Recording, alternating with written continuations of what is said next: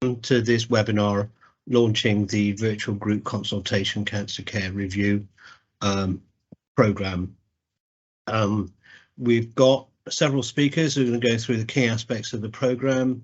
For those that don't know me, my name is Pete Holloway. I'm a GP in Mendlesham in Suffolk, and I'm the GP lead of the East of England Cancer Alliances, who have sponsored this program.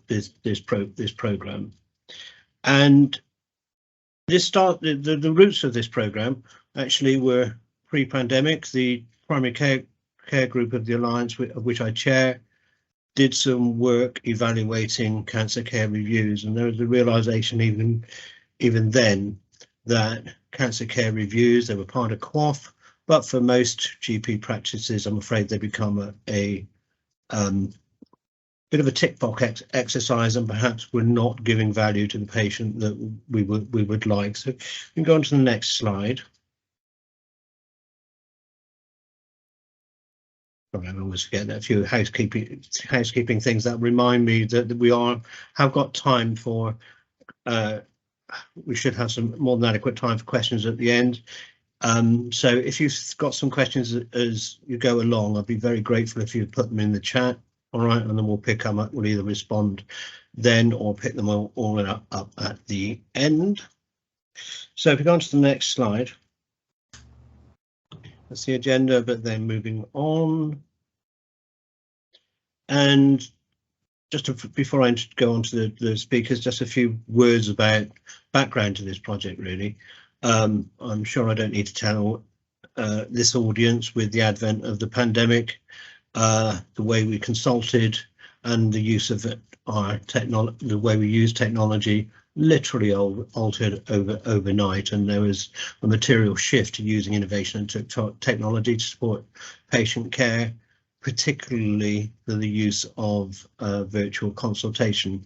And whereas the Daily Mail has had it in for us ever since, I think those people that have actually used virtual consultation realise that it actually has some merits for both patient and primary care staff. And so we've quickly built up experience in the use of virtual consultation, and it became clear that the use of virtual technology was actually effective in the management of long-term conditions, particularly in a group setting. And so that was the germ of this project, and I'm afraid it's taken a couple of years, again due to the dreaded P word, because we've had to cover a couple of false starts, but we're now in a position to actually launch the group cancer care reviews in the East of England. The way our project has been structured, we are going to trial virtual group consultations for cancer care reviews in 2 PCNs, one in East Suffolk, one in Mid-Essex, and we've chosen urology and gynae as particular specialties to actually trial the project. What we hope, if we go on to the next slide, is that it will help primary care and PCNs with their groundwork for treating cancer as a long-term condition, and as more people survive their cancers, that's going to be an increasing responsibility for primary care. And we hope this project will actually leave a legacy of both trained, to the specific specialist training that we're going to do is a key part of this, and it will actually motivate primary care and promote expertise in cancer care within PCNs and primary care, though I know that's a subject in itself. So we're going to go on to the first aspect of the webinar, is the patient perspective.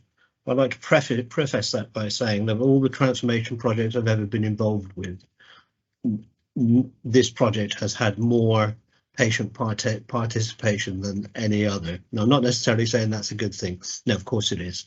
But the whole project from the beginning has had patient involvement, direction, and contribution, and probably much more than any medical or clinical input. So I'll hand over to Marion and Lee Belcher, who are two of the patient representatives who